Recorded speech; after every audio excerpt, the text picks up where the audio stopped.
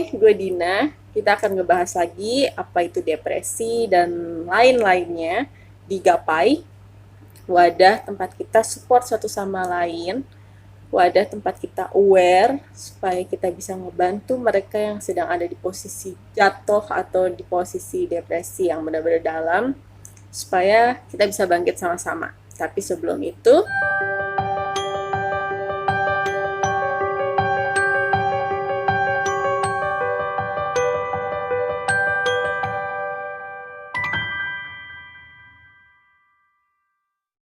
oke, kali ini gue akan ngebahas depresi itu ciri-cirinya apa orang depresi itu sama dengan orang malas, atau itu cuma pilihan aja yang mereka ambil.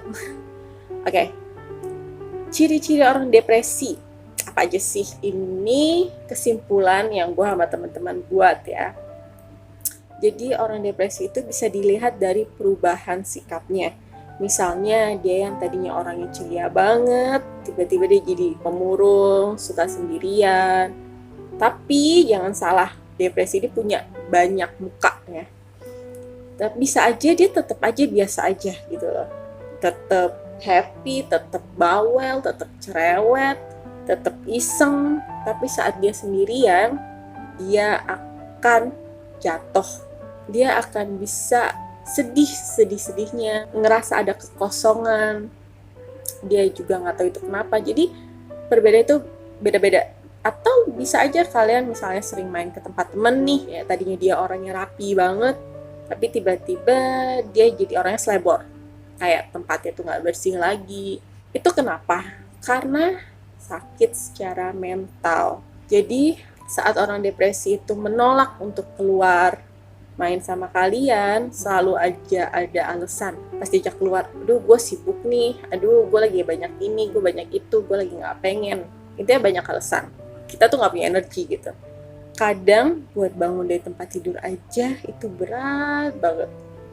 Untuk cuci piring, misalnya kita habis makan, ngeberesin, itu kayaknya kita gak punya energi buat ngelakuin itu. Males mandi juga ada. Bener-bener jadi orang yang tidak merawat diri.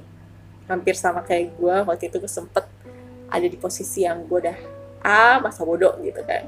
Kayaknya buat kita ngelakuin suatu hal itu tuh berat banget, karena yang kita rasain saat itu tuh cuma kesedihan yang mendalam, cuma emosi, dan yang paling parah lagi sampai pemikiran menyalahkan diri sendiri akibat satu sama lain.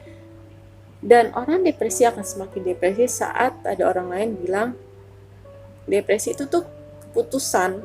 Lo milih buat ada di posisi itu karena lo nggak ngelakuin apa-apa. Kalau lo mau keluar, lo mau enjoy sama teman-teman, lo bisa kok keluar dari depresi itu. Please, itu salah banget. Jangan ngomong kayak gitu sama mereka yang lagi ada di posisi kayak gitu, karena itu makin ngehancurin mereka, makin bikin mereka semakin jatuh banget, sakit secara mental atau luka. Siapa yang mau tangannya patah? Nggak ada yang mau tangannya patah, nggak ada yang mau kakinya patah, nggak ada yang mau kena penyakit sampai harus dioperasi, nggak ada. Kita juga nggak mau ada di posisi depresi ini, kita nggak mau ada di posisi mental illness ini. Sebenarnya apa yang kita butuhin cuma support aja, supaya kita lebih aware satu sama lain. Jadi kita tahu jika ada perubahan sikap sama teman-teman kita, jangan sampai mereka ngelakuin hal-hal yang sampai melukai diri sendiri. Jadi kalaupun mereka lagi ada di posisi males mandi, males bersih-bersih, kita bantu pelan-pelan, kita temenin aja, jangan pernah ngejudge. Seperti yang gue bilang tadi, kita tuh gak punya energi sama sekali saat kita ada di posisi depresi, karena energi kita udah terkuras sama pikiran kita. Secara gak sadar kita itu berperang di dalam pikiran kita ya, berantem. Otak kita tuh selalu ada pikiran-pikiran yang gak kita bisa kira sendiri. Kadang kita bisa punya kekhawatiran yang berlebihan, jadi hal kecil pun bisa bikin kita kayak gitu. Karena energi kita udah terkuras buat kita survive, buat kita tetap sadar, buat kita tetap ada di titik kewarasan. Tapi ingat ya, depresi itu bukan gila. Karena gue tadi bilang titik kewarasan, tapi depresi itu bukan gila. Jadi Ada orang yang tetap punya energi untuk nutupin, tapi ada orang yang nggak bisa nutupin gitu. Kayak gue waktu ada di posisi itu, saat gue ketemu teman, gue tetap keluar. Tapi apa yang mereka omongin ke gue, apa yang kita lagi obrolin, itu nggak masuk sama sekali di otak gue, karena otak gue tuh ada mikir kemana-mana gitu loh, kayak ada penolakan gitulah gitu loh. Gue kayak, lu ngomong apa sih gitu. Jadi kayaknya udah deh, gue mau sendiri aja. Karena itu jadi kayak gue makin ngerasa lebih down gitu, kayak ada apa sih sama gue gitu kan. Sampai akhirnya gue berani untuk minta pertolongan. Dan ini ya, orang yang kena depresi nggak selalu berani untuk keluar ngomong, untuk cerita gitu, sampai dia benar-benar tahu nih orang bisa dipercaya banget, bisa ngebantu banget, bukan malah ngejatuhin dia. Kalaupun lo nggak bisa ngelakuin apapun, please jangan ngejatuhin dengan toxic positivity lo. Itu aja. Karena buat kita ceritain, ngeluarin kondisi kita, ngasih tahu kondisi kita nih, atau kayak gue deh, gue kemarin sempet temen deket gue, kita kenalan dari SMP, gue berempat, ada satu dia dokter, dan gue tahu dia orangnya gimana. Akhirnya setelah gue waktu itu, seperti yang gue bilang, kondisi gue dari 2012 sampai 2019, dan tahun kemarin akhirnya gue telepon dia, gue bilang, Shay, gue mau cerita, gue kemarin sempet ada di fase depresi. Karena dia pendengar yang baik, dan gue tahu satu hal yang dia lakuin, Din, gue memang dokter, tapi gue nggak tahu di bagian itu, karena gue nggak mempelajari itu. Tapi kapanpun lo butuh orang buat cerita, gue akan dengerin. Itu cukup. Gue tuh nggak ngerasa nggak ada penolakan gitu loh. Karena kadang orang mikir, wah, karena ngeliat tingkah laku orang depresi ya, kadang mungkin orang kira, wah ini orang udah mulai gila. Gue sendiri pun bilang, mikir kayak gitu sewaktu gue belum berani keluar untuk minta pertolongan ya. Gue ada di fase yang anjir, gue kayaknya, aduh, gue bilang, kayaknya gue nggak mau gila, gue nggak gila kan. Gue tuh sampai ada di, gue sampai kayak punya pemikiran kayak gitu loh. Lalu setelah gue pikir, oke, teman gue ini bisa menerima gue, dan ada kok, gue belum cerita apapun di salah satu kenalan gue, dia jauh lebih dewasa dan dia udah kayak orang tua gue sendiri. Gue sempet mencoba untuk cerita sedikit, aku kayaknya lagi begini, dan tahu apa yang dia bilang? Kamu tuh kurang motivasi, Dina. Kamu tuh kayak nggak punya kemauan hidup. Kamu tuh nggak boleh kayak gitu. Itu gue yang langsung, oke. Gue bener-bener speechless. Rasanya tuh kayak, kita coba perumpamain ya. Gue lagi mau tenggelam nih. Gue lagi tenggelam, gue minta tolong. Dia cuma bilang, lu bisa berenang kok, lu gak pengen aja bisa berenang. Padahal di satu sisi, gue gak bisa berenang karena kaki gue kram. Gimana? Gue mau tenggelam karena kaki gue kram, terus gue mau minta tolong, terus dia bilang, lu bisa berenang kok, lu nya aja yang gak punya niat buat ke pinggir. Kayak gitu. Jadi itu mungkin sebenarnya dia cuma mau ngasih motivasi ya, kamu lihat deh si A, dia begini karena kondisinya, tapi akhirnya dia bangkit. Sebenarnya itu kayak mau ngasih motivasi sih, tapi kita yang ada di posisi fase depresi ini agak susah mencerna itu semua. Yang kita butuhin cuma support, pengertian kalian, bantu kita pelan-pelan. Itu aja sih. Nah, setelah itu kemarin gue sempet cerita, kita berempat ya, gue mencoba cerita dengan teman gue yang satunya lagi, dan teman gue bilang, oh gitu ya Din ya, yaudah next kita ketemuan ya gitu, kita bahas ini. Oke. Saat itu tuh gue kayak ngumpulin keberanian banget, bener-bener gue ngumpulin keberanian, gue cerita sama mereka berdua. Pas gue cerita, gue agak nggak mendapat, ya gue dapat respon positif, mereka juga mau support gue, mereka mencoba buat ayolah gitu kan. Balik lagi penyampaiannya, sebenarnya gue tahu banyak orang yang mau supportnya tuh, gue mau support lo, gue mau bantu lo, mau memotivasi lo, tapi kata-katanya ya semua balik ya ke orang. Asal kita ngerti sifat orang itu, kita mesti memilih kata-katanya yang lebih halus mungkin, hindari kata-kata toxic positivity yang tadi gue bilang.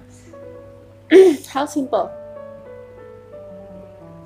kapanpun lo butuh gue, kapanpun lo butuh teman buat cerita, gue akan ada di situ. Kita cuma pengen banget punya pendengar. Gini, gue sampai bisa ada di posisi itu karena saat gue ngalami kejadian-kejadian yang membuat gue ada di posisi depresi, gue gak ada siapapun yang bisa gue ajak ngomong. Karena satu kondisi ya, gak ada siapapun yang bisa gue ajak ngomong, dan kalaupun ada yang bisa gue ajak ngomong, mereka gak ngerti dan makin ngejudge. Dan ingat, depresi tuh kompleks banget gitu. Setiap orang bisa depresi karena satu dan lain hal yang berbeda, karena setiap orang itu berbeda, situasi yang mereka hadapi juga berbeda, support yang mereka dapat juga beda. Jadi jangan samain kayak dia kehilangan orang tuanya terus dia sampai depresi, sedangkan si B kehilangan orang tuanya tapi dia nggak depresi. Itu karena membedakan situasi mereka berdua, hubungan mereka berdua sama keluarganya, sama orang tuanya, sama teman-temannya. Jadi depresi itu bukan pilihan, situasi yang membuat kita ada di situ, dan emosional kita. Ada orang yang emosionalnya agak rentan ya. Ada orang yang gampang marah, ada orang yang gampang nangis, itu juga emosionalnya kan rentan. Nah, selain emosional rentan, mental mereka juga rentan. Mungkin mereka dulu nggak pernah ngalamin hal-hal kayak gitu, terus tiba-tiba satu saat ada hal yang benar-benar ngegetok mereka banget, itu yang nyebabin mereka depresi. Jadi kita perlu support teman, keluarga, sekitar kita, rangkul mereka, ada di samping mereka, jangan ngejudge. Dan tadi gue sebenarnya ngomong ya, judulnya awalnya sampai ngaco kemana-mana. Apa orang depresi itu males? Karena kalau lo mungkin kenal satu orang yang depresi, mereka akhirnya nggak aware sama penampilan mereka, akhirnya mereka nggak jadi orang yang bersihan lagi, mereka jarang mandi, kayak lo datang ke rumahnya, terus kalau mereka tinggal sendiri, itu bak cucian piring isinya banyak banget, mereka nggak males, karena mereka udah capek banget. Apalagi kita tuh bisa setiap malam, kita juga nggak bisa tidur nyenyak, kita nggak bisa istirahat dengan nyenyak. Walaupun kita lagi ngumpul kayak gini, kita lagi ngobrol sama teman-teman, itu juga kita berperang di dalam diri kita juga ya. Ini yang satu juga yang gue baca dan akhirnya kita lakukan eksperimen gitu. Kita datang ke rumah teman yang dia akhirnya nggak aware dengan kebersihan dia. Akhirnya kita datang main, kita cuma bilang, iya gue mau drop something, terus kita datang. Tapi kita nggak datang rame-rame dan rusuh ya. Kita akhirnya cuma bantuin, bersihin dikit-dikit gitu kan. Kita bisa mulai dari hal kecil, beli aromaterapi buat wangi-wangian biar kita lebih tenang, atau lagu, tapi hindari lagu yang terlalu melo atau apa gitu. Kita bisa mulai sih dari hal diri kita sendiri, tapi saat sekitar kita nggak bisa memulai dari dirinya dia sendiri, ayo kita bantuin supaya dia keluar pelan-pelan dari situ, supaya dia nggak jadi orang jorok lagi, orang malas lagi. Ya, karena gue ada di posisi itu, gue keluar tanpa memikirkan lagi gue mau pakai baju apa. Gue nggak pernah pakai gini, gue nggak bisa keluar tanpa bedak, kadang gitu, atau lip balm.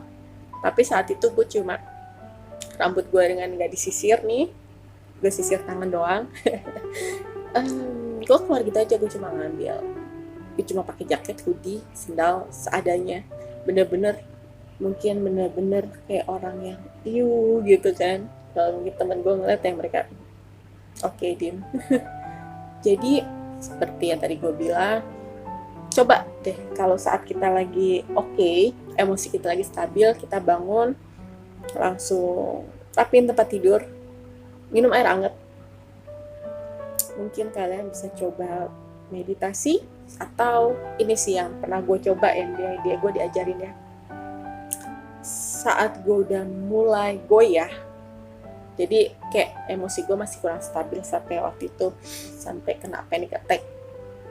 Karena gue sampai ada di posisi yang itu di tempat umum, gue yang sampai nggak bisa nafas, gue langsung lari ke parkiran mobil dan gue nangis.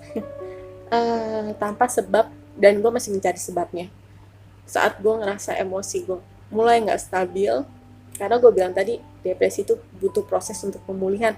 Bisa 3 tahun, bisa 4 tahun, mungkin bisa 10 tahun. Atau yang tadi gue bilang aja kan, penyebabnya aja bisa dari waktu kita kecil dulu. Itu berapa tahun yang lalu, 20 tahun yang lalu, 30 tahun yang lalu, 40 tahun yang lalu, itu bisa men-trigger dan jadikan depresi buat lo gitu kan.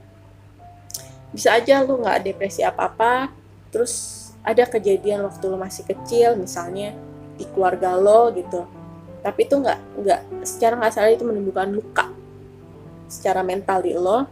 Lalu saat lo nikah, tiba-tiba ada kejadian yang membuat jiwa lo, emosi lo mengingat kejadian lo waktu kecil.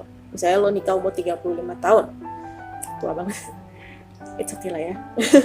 Saat kalian menikah di umur 35 tahun, pernikahan kalian oke nih selama 5 tahun, lo gak pernah ngerasain depresi, lo tiba-tiba ada kejadian yang mengebuka luka lama, dan itu bisa jadi trigger buat lo gitu. Dan lagi, depresi itu bukan orang males. Orang depresi itu bukan orang males, karena kita cuma gak punya energi.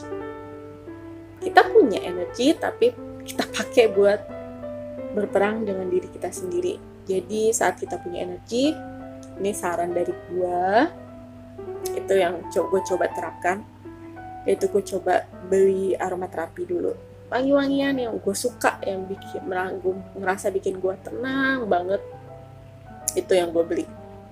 Dan stretching, sedikit stretching pada saat bangun pagi, stretching, pemanasan, walaupun agak susah, setidaknya kita coba stretching, minum air hangat. Itu sih yang gue coba. Memang awal-awalnya tuh kayak tapi ada momen gue juga pas lagi down lagi, gue udah mau ngapain gitu kan, gue cuma pengen tidur seharian, gue cuma pengen ngehilang dulu, itu aja sih. So buat kali ini kesimpulannya adalah orang depresi bukan orang males. Kita punya energi tapi sudah terkuras habis, dan kita bisa ngebantu. Ingat sekali lagi, hindari toxic positivity, hindari lo ngomong ke orang yang dikenal yang sedang mengalami fase depresi dengan motivasi yang terlalu, ya lo boleh memotivasi tapi jangan membandingkan gitu. Ingat itu ya, please jangan banget. Terus dengan lo ada di dekat kita, dengan lo tanpa komen apapun dan mendengarkan aja, kita udah ngerasa setidaknya sedikit beban kita tuh keangkat.